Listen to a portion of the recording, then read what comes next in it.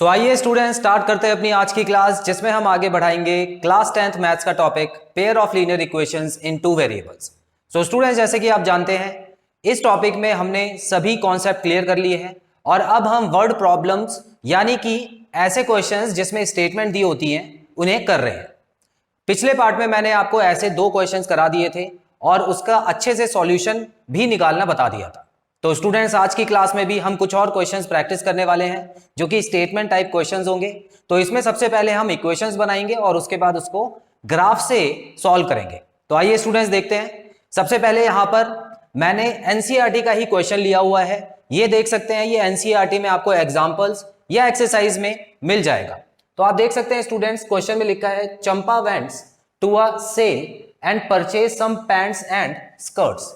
तो एक लड़की है चंपा, जिसने मार्केट में जाके जहां पे सेल लगी हुई थी तो वहां पे उसको कुछ पैंट्स और स्कर्ट्स पसंद आई तो उसने खरीदी है। अब देखिए स्टूडेंट्स, यहाँ पे दो चीजों की बात है और मैंने आपको पिछली वीडियो में भी बताया था कि जब भी दो चीजें हो तो उसमें आपको एक को x और दूसरे को y मानना होता है। अब ये x और y दो क्यों मान रहे हैं, हम सिर्फ x क्यों नहीं मान लेते? स्टूडेंट्स, यहां पर आप देख सकते हैं टॉपिक का नाम है linear equation in two variables. तो आपको कोई से दो वेरिएबल्स तो यहाँ पे लिखने पड़ेंगे। अब वो चाहे एक्स वाई हो, चाहे ए बी हो, चाहे वाई जेड हो, कुछ भी आप लिख सकते हैं। स्टूडेंट्स, यहां पर पैंट्स और शर्ट्स दो आइटम की बात हो रही है तो उसके हिसाब से हमको सोचना होगा। आगे बढ़ते हैं क्वेश्चन में। The number of skirts is 2 less than twice the number of pants. अब यहां पर थोड़े से अलजेब्रिक वर्ड्स यूज हैं, इनको ध्यान से समझिएगा स्टूडेंट्स, इन्हीं से हम इक्वेशन बनाएंगे। सबसे पहले तो हम यहां पे लेट कर लेते हैं, let number of pants be x and numbers of skirts be y। आप कुछ भी x और y मान सकते हैं, ऐसा जरूरी नहीं है कि पैंट्स को ही x मानना है। हालांकि मैंने इसलिए माना है स्टूडेंट्स क्योंकि स्टेटमेंट पढ़ के ये साफ नजर आ रहा है कि जो स्कर्ट्स हैं वो कम है, तो कोशिश करके ऐसी चीज को ही x मानिएगा जो ज्यादा हो। ठीक है, तो यहां पर आप देख सकते हैं the number of skirts is 2 less then. इसका मतलब जो स्कर्ट्स हैं वो दो कम है। और किससे कम है? दो, twice the number of pants. So अगर नंबर ऑफ पैंट्स को 2 से मल्टीप्लाई कर दे, देखिए यहां पे वर्ड ट्वाइस आ रहा है स्टूडेंट्स, इसका मतलब होता है 2 टाइम्स। और एल्जेब्रा में ये जब भी टाइम्स वर्ड आ जाता है, टाइम्स हो गया या ट्वाइस, थ्राइस ऐसे वर्ड आ जाते हैं स्टूडेंट्स, तो समझिए उसको आपको मल्टीप्लाई करना होता है। तो जितनी भी स्कर्ट्स ली हैं वो दो कम है। किससे दो कम है? अगर पैंट को 2 से मल्टीप्लाई कर देते हैं तब। तो जितनी भी पैंट ली है उसने, उसको 2 से मल्टीप्लाई कीजिए पहले, और उसमें से अगर आप स्कर्ट्स माइनस कर देते हैं तो 2 आ जाएगा। अगली लाइन पढ़ते हैं, also the number of skirts is 4 less than 4 times the number of pants. So जो नंबर ऑफ स्कर्ट्स है वो 4 कम है अगर पैंट्स को 4 से मल्टीप्लाई कर दिया जाए तो। अब स्टूडेंट्स देखिए इक्वेशन कैसे बनेगी। क्वेश्चन में साफ साफ बताया हुआ है, पहले स्टेटमेंट में जहां पर ये 2 लेस देन वाली बात लिखी है, यहां से अगर हम कंक्लूजन निकालें students, so 2 less than twice the number of pants. So जाहिर सी बात है जो बड़ी वाली चीज होगी वो मैं आगे लिखूंगा, जो ज्यादा खरीदा है वो आगे लिखूंगा, जिसमें से कम वाली चीज माइनस करूंगा तभी मेरा आंसर आएगा। सो यहां पर साफ साफ उन्होंने बता दिया है कि अगर मैं पैंट्स को ट्वाइस कर दूं और उसमें से स्कर्ट्स को माइनस करूं तो जो बचता है वो 2 आता है। ठीक है, अब देखिए कैसे आई इक्वेशन। लिखा है the number of skirts is 2 less then, मतलब इन दोनों में कितना फर्क है? 2 का फर्क है। और किससे? Double the number of pants. तो इस तरह से इक्वेशन बनानी स्टूडेंट्स। तो ये पहली इक्वेशन बन चुकी है हमारी, और दूसरी भी बिल्कुल इसी तरह दी हुई है, बिल्कुल सेम स्टेटमेंट है, बस नंबरों को चेंज कर दिया है। यहां पे 2 की जगह 4 लिख दिया है। तो ये हो गई इक्वेशन नंबर 2। अब स्टूडेंट्स अगर हम इसको सॉल्व करें तो हमको दो पॉइंट चाहिए होंगे दोनों इक्वेशन के। सो ये हो जाएगा x और y। अब यहां पर हम क्या करते हैं, पुट कर लेते हैं 0 और 0। तो अगर मैं यहां पे y में 0 पुट करता हूं स्टूडेंट्स तो ये पूरा 0 हो जाएगा और 2 वहां पे जाके डिवाइड होगा, जो कि आंसर आ जाएगा 1। तो इसका मतलब y में 0 पुट करने से x की वैल्यू आ जाती है 1, और अगर x में मैं 0 पुट कर दूं तो यहां पे माइनस y बचेगा, माइनस वहां पे शिफ्ट हो जाएगा तो -2। तो x में अगर मैं 0 पुट करता हूं तो y की वैल्यू आती है -2। आगे बढ़ते हैं और दूसरी इक्वेशन का भी टेबल बना लेते हैं। सो स्टूडेंट्स अगर इसमें हम देखें तो y की वैल्यू में अगर मैं 0 पुट करता हूं तो ये पूरा 0 हो जाएगा और 4 यहां पे जाके डिवाइड होके 1 बचेगा। तो इसका मतलब यहां पर y 0 पुट करता हूं तो x की वैल्यू 1 आ जाती है, और x अगर 0 पुट करता हूं तो y की वैल्यू आती है -4। तो x 0 पुट कर दिया तो y की वैल्यू -4। इतना क्लियर है? अब हम आगे बढ़ते हैं स्टूडेंट्स और इसको लोकेट करते हैं उस ग्राफ पे। तो सबसे पहले यहां पे आपको नजर आ रहा है 1,0। तो यहां पर आप देखिए यहां पे मैंने नंबर नहीं डाले हैं क्योंकि जगह बहुत घिर जाती है, तो आप समझिएगा इसको। 1,0 मतलब 1,0 यहीं पे आ जाएगा, ठीक है। इस पॉइंट को 1,0 बोलेंगे। और दूसरा पॉइंट कौन सा है? 0,-2।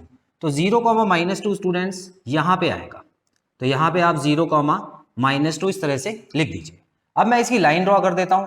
तो लाइन कुछ इस तरह से जाएगी स्टूडेंट्स, जो कि आप यहां पे देख सकते हैं। तो एक लाइन बन चुकी है, दूसरी पे आते हैं। 1,0 यहां पर भी है। अब स्टूडेंट्स देखिए यहां पर भी 1,0 है, तो इसका मतलब ये जो पॉइंट है रिपीट हो रहा है यहां पे, ठीक है। और दूसरा पॉइंट क्या है? 0,-4। दूसरा पॉइंट है 0,-4 जो कि यहां पे आएगा। अब स्टूडेंट्स इसको भी मैं ज्वाइन कर देता हूं तो कुछ लाइन जो है वो इस तरह की निकल जाएगी। आई होप ये चीज क्लियर है। अब यहां पर आपको पता ही है कि लाइन के ऊपर लाइन की इक्वेशन लिखते हैं, वो आपको ही लिखनी है। जब आप ग्राफ बनाएंगे तो उस पर अच्छे से लिखना स्टूडेंट्स। उसके अलावा आपको स्केल भी लिखना होता है, तो स्केल भी मैंने आपको पिछली वीडियोस में बताया हुआ है, तो मैं बार बार रिपीट नहीं करूंगा एक ही चीज को।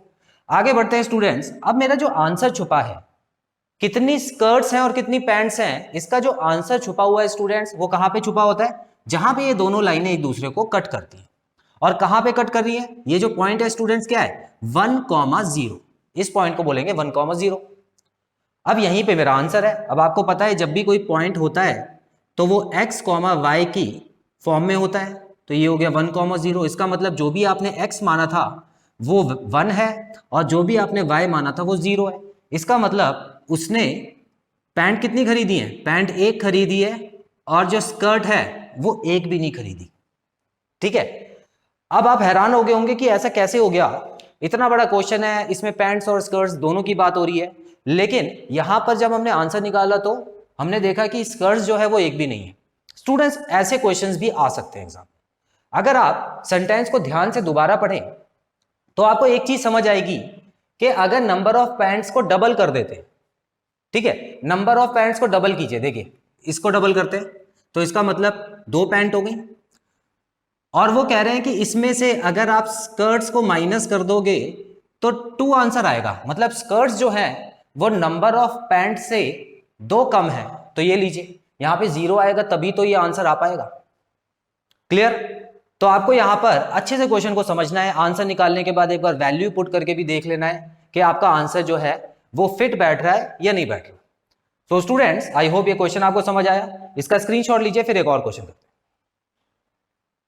तो स्टूडेंट्स क्वेश्चन 2 की तरफ बढ़ते हैं। लिखा है half the perimeter of a rectangular garden whose length is 4 more than its breadth is 36 meters। So students question तो सिंपल है, लेकिन लाइंस जो है वो थोड़ी घुमा के दी हुई हैं, ध्यान से समझिएगा। देखिए यहां बताया है कि एक रेक्टेंगुलर गार्डन है जिसके पेरीमीटर का आधा, ठीक है, आपको रेक्टेंगल का पेरीमीटर तो निकालना आता ही है। बोला है कि पेरीमीटर का जो आधा है वो 36 है। अब आप बोलेंगे सर आप यहां पहली लाइन से आखिरी लाइन पे कहां से आ गए? देखिए स्टूडेंट्स यहां पर 2 कॉमे लगे हुए, आप देख पा रहे हैं यहां पे 2 कॉमा लगा हुआ है। तो जब भी ये ऐसे 2 कॉमे लगाते हैं तो इसका मतलब होता है स्टूडेंट्स की पहली लाइन को यहां पे रोक दिया है और दूसरी लाइन यहां पे शुरू की है, और उसके बाद दूसरी लाइन को रोक के दोबारा से पहली लाइन शुरू की है, ठीक है। तो इंग्लिश में आपने ये पढ़ा होगा स्टूडेंट्स, तो यहां पे ज्यादा कंफ्यूज मत होना। यहां पे सीधा सीधा आपको बताया कि रेक्टेंगुलर गार्डन का जो पेरीमीटर है उसका हाफ जो है वो 36 है। तो क्या हम यहां पे एक इक्वेशन बना सकते हैं? बिल्कुल बना सकते हैं स्टूडेंट्स, लेकिन उससे पहले हमको कुछ चीजें माननी पड़ेगी। सो मान लेते हैं let length of the garden be X, ठीक है। तो हमको 2 चीजें माननी होती है, एक एक्स हो गया और दूसरा मान लेते हैं breadth of the garden. So students breadth of the garden क्या मान ले? यहां पे y मानना पड़ेगा, बिल्कुल। अब पेरीमीटर का फॉर्मूला क्या होता है? रेक्टेंगल का जो पेरीमीटर होता है वो होता है 2 ब्रैकेट a प्लस बी। चलिए यहां पे x प्लस वाई कर देते हैं क्योंकि लेंथ की बात हो रही है, लेंथ प्लस ब्रेथ, है ना, यही होता है ना पेरीमीटर। अब एक बात बताइए, क्वेश्चन में क्या बोला है कि इस पेरीमीटर को आधा कर दो। ये लो, हमने आधा कर दिया इसको, और फिर ये किसके बराबर हो जाता है? 36 के बराबर हो जाता है। तो इसको अगर आप सॉल्व करेंगे स्टूडेंट्स तो एक इक्वेशन बन जाएगी। अब देखिए कैसे, यहां पर इस 2 को और इस 2 को मैं काट सकता हूं, तो बचा क्या? x plus Y is equal to 36। ये लीजिए, पहली इक्वेशन बन गई। अब दूसरी इक्वेशन के लिए उन्होंने जरूर कुछ दिया होगा, लिखा है हुज लेंथ इज, मतलब वो जो रेक्टेंगल है उसकी जो लेंथ है 4 मोर देन इट्स ब्रेथ, 4 ज्यादा है उसकी ब्रेथ से। अब यहां पर बड़े सिंपल तरीके से उन्होंने बताया कि जो लेंथ है में से अगर मैं ब्रेथ माइनस करूं तो 4 आता है ना, यही तो होता है इसका मतलब। तो इसका मतलब जाहिर सी बात है कि जो लेंथ है वो ब्रेथ से 4 ज्यादा है। तो जब भी स्टूडेंट्स ऐसे क्वेश्चन आए ना कि ज्यादा है या कम है, तो इतना याद रखना उसमें हमेशा माइनस यूज करना।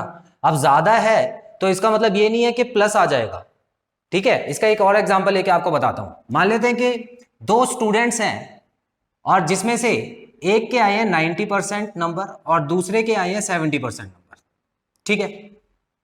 अब अगर मैं आपसे ये पूछता हूं कि ए के मार्क्स बी के मार्क्स से कितने ज्यादा हैं, तो आप क्या बताओगे? आप 90 बताओगे? क्या दोनों को प्लस कर दोगे? गलत हो जाएगा ना। आप बताओगे सीधा सीधा 20% ज्यादा है। अब ये 20 कहां से आया स्टूडेंट्स? माइनस करके। तो देखिए ज्यादा वर्ड तो यूज हो रहा है क्वेश्चन में, लेकिन फिर भी आप माइनस कर रहे हो, तो इस चीज का जरा ध्यान रखना स्टूडेंट्स। तो यहाँ पे 2 इक्वेशन हमको मिल चुकी हैं। आइए मैं इसको रब कर देता हूं फिलहाल के लिए, और इन इक्वेशन से जो टेबल बनता है वो बना के हम डायग्राम बनाते हैं। तो स्टूडेंट्स यहाँ देखिए x और y हो गया। अच्छा, अब मैं वैल्यूज पुट करता हूं। देखिए वैल्यूज तो बहुत बड़ी बड़ी आ रही है, यहाँ पे 36 लिखा है। सो मेरे पास जगह नहीं थी, तो मैंने है ना ग्राफ को कुछ इस तरह से बनाया है कि x एक्सिस और y एक्सिस थोड़ी सी ज्यादा यहाँ पे मुझे स्पेस मिल गई है, और प्लस यहाँ पे मैंने हर यूनिट को 2 सेंटीमीटर्स का माना है, मतलब हर सेंटीमीटर में 2 नंबर्स लिखे हैं, आप देख सकते हैं, ताकि ज्यादा एरिया कवर हो जाए। अब स्टूडेंट्स x की जगह अगर मैं 18 लिख देता हूं, है ना, 18 लिख दो, या कोई भी आप नंबर लिख सकते हो, 10, 12, 13, 14 कुछ भी लिख सकते हैं स्टूडेंट्स।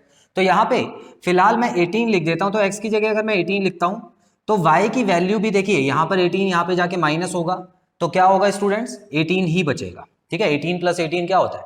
36 होता है। अच्छा, एक तो मुझे मिल गया पॉइंट 18, 18। दूसरा पॉइंट अगर ढूंढें स्टूडेंट्स, x की वैल्यू अगर मैं 16 लिख देता हूं तो क्या आएगा? बिल्कुल आ सकता है। देखिए x की वैल्यू अगर मैं 16 लिख देता हूं तो यहाँ पे 16 वहां पे जाके माइनस होगा, तो 20 बच गया, तो 2 पॉइंट मिल गए। मैं थोड़े बड़े पॉइंट्स यहाँ पे ले सकता हूं क्योंकि मैंने जगह बना ली है वहां पे। अब दूसरा अगर टेबल बनाऊं स्टूडेंट्स, तो यहां पर आप देखेंगे ज्यादा बड़े नंबर नहीं आएंगे क्योंकि यहां पर इतने बड़े नंबर नहीं है। तो x की जगह अगर मैं 0 पुट कर देता हूं, x की जगह 0 पुट कर देता हूं, तो y की वैल्यू क्या आ जाएगी? -4। उसी तरह y की जगह अगर मैं 0 पुट कर देता हूं तो x की वैल्यू देखिए 4 आ जाएगी। क्या ये बात सही है? अभी तक आप इतनी प्रैक्टिस तो कर ही चुके हैं। तो स्टूडेंट्स अब चलिए पॉइंट्स बनाते हैं। तो यहाँ पे देखिए 18, 18, तो यहाँ पे 18 कहाँ नजर आ रहा है आपको? यहाँ पे नजर आ रहा है स्टूडेंट्स।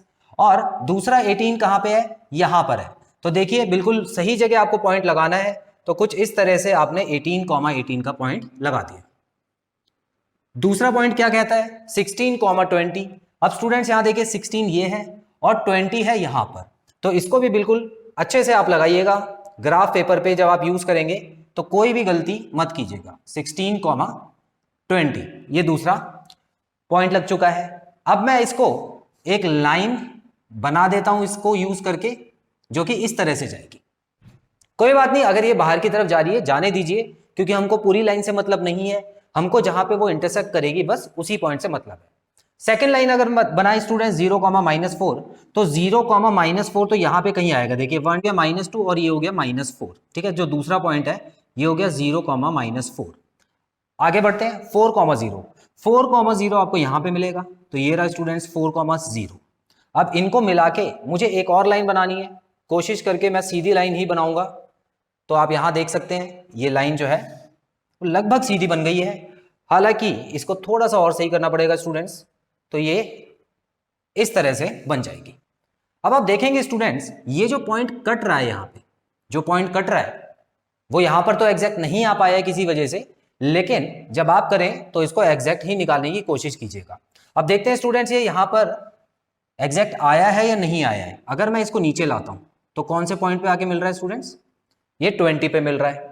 और अगर मैं इसको लेफ्ट साइड पे लाता हूं, चलिए एग्जैक्ट ही आ गया, अच्छी बात है, ठीक है। इसका जो आंसर है स्टूडेंट्स आपको मैं बता देता हूं, 20,16 ही इसका आंसर है, ठीक है। तो ग्राफ पे जब आप बनाएंगे तो एक बार अच्छे से चेक कर लीजिएगा, ये जो पॉइंट आया है देखिए 20,16 आया है, तो इसका मतलब पॉइंट जो बनता है वो x, y से बनता है, तो ये हो गया है 20,16। सो स्टूडेंट्स x क्या माना था मैंने? x माना था लेंथ को, तो लेंथ जो हो गई है वो हो गई है 20 और जो ब्रेथ हो गई है वो हो गई है 16। क्लियर? तो इस तरह से आपको आंसर निकालना है। स्टूडेंट्स आपने इतना जरूर नोट कर लिया होगा कि बाकी सब चीजें तो आसान है, बाकी तो आप कर ही लोगे, लेकिन सबसे मुश्किल क्या है इस क्वेश्चन में? इक्वेशंस बनाना। ये जो इक्वेशन बनाना होता है ना स्टूडेंट्स, इस पे थोड़ा सा आपको काम करना होगा। सो अभी तो नया नया आपने शुरू किया है, आप जितने क्वेश्चंस मैं करा रहा हूं उनको 2-2 3-3 बार प्रैक्टिस करें, और उसके अलावा और भी इंटरनेट से आपको क्वेश्चंस मिल जाएंगे तो उनकी भी प्रैक्टिस करें, तभी आपको ये कॉन्सेप्ट अच्छे से क्लियर होगा। सो स्टूडेंट्स इसका भी स्क्रीनशॉट लीजिए, उसके बाद में वीडियो कंक्लूड करता हूं।